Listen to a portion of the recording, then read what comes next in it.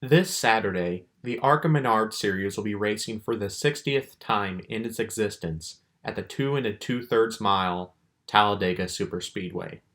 Now, you'd expect a series of ARCA's caliber, a developmental series, to have close quarters, clean and aggressive racing with all the slingshots, 2 wide, 3 wide, and constant lead changes you'd come to expect from superspeedways like Daytona and Talladega. I mean, Xfinity does it all the time, the trucks do it all the time, and whenever they have incidents or wrecks in their races, it's usually just because of inexperience and other typical circumstances. I mean, another good race that's a developmental series that could be comparable is Indy Lights. They used to run the Freedom 100 at the Indianapolis Motor Speedway, and those races were really good. But instead of all that, for ARCA, you get this. Oh, problems on the racetrack. The 52. Bill Baird. Oh, more problems. Cars coming in. We've got accidents on the racetrack. That looks like Leilani Mutter right there. Leilani Mutter involved. Numerous cars involved in this one. Trouble back straight away. Championship leader Grant Enfinger. He's going to... Collects Will Kimmel. Sure is. Watch out. And nowhere to go, Clay Campbell. Caution flag already out. Yeah, Caution flag already out. For 10, 15 seconds probably. Do you think they just didn't see the caution come out? You see Van All sideways there? It's almost like the 35, just, he knew he was under caution, was rolling up, and then they put him 3 wide. Creed on the bottom side. Parity is going around hard into the wall. Car goes with him. Caution. And we'll try again. What part of not pushing these guys into trouble do you not understand? Trying to stay out of the I understand that, but you cannot do it in the trouble. You can't do it at the worst possible place. You got to be smart about things. The point in the 55. Ooh, look at the contact. Oh! Gracie Trotter gets into her teammate, Derek Griffith, then he goes around and they continue crashing. Greg Van Alst, Nick Sanchez.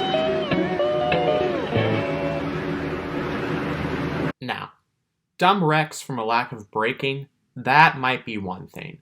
But when you have a clear lack of parity in ARCA races and spread out fields that don't promote passing, even in the small packs that do occur, that's a major problem.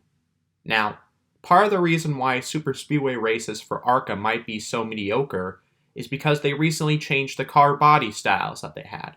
Initially, they were running old Gen 4 cars from Cup teams that didn't need them anymore once the COT came around, but nowadays they run a composite body inspired by the NASCAR Gen 6 cars.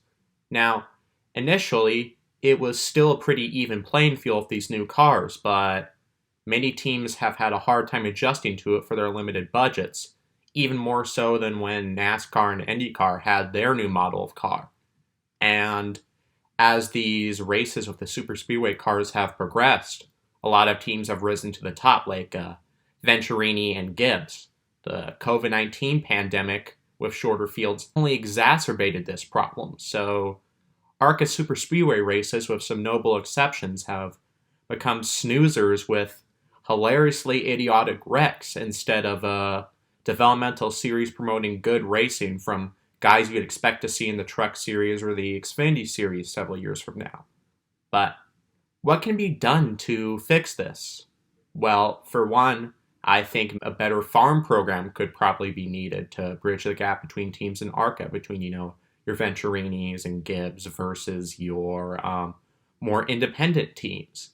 And the Xfinity and truck teams could supply equipment. They could supply some drivers that could come back down to test out the equipment in these races. They could supply crews, or they could collaborate with existing teams, and maybe even that leads to them starting programs of their own. Another way that you could incentivize teams to perform better at Daytona and Talladega, you could guarantee a part-time Truck Series entry for the driver who wins races there. I mean, just show the guys in the upper leagues what these drivers from ARCA are made of. I mean, it worked with Corey Heim. He won a ton of races at Daytona and Talladega. Sure, he's still doing ARCA events, but he recently got promoted up to trucks by KBM, Kyle Busch Motorsports. And what did he do? He wanted Atlanta.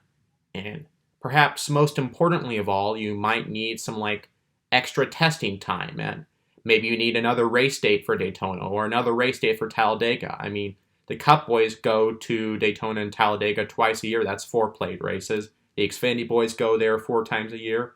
Trucks do go there only twice, but I mean, that's just a result of the more niche and unusual schedule that series has. But for ARCA, you're developing this talent, you're developing these drivers, so why not run Daytona one more time? Why not run Talladega one more time?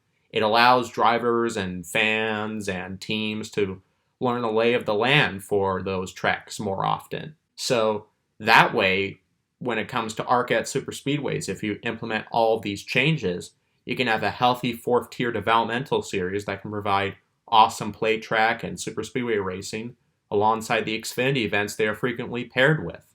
I mean, ARCA usually precedes Xfinity series on most dates at Daytona and Talladega. Do you want a snoozer to precede the Xfinity boys, or do you want something awesome that really gets you pumped up for the Xfinity race that follows it?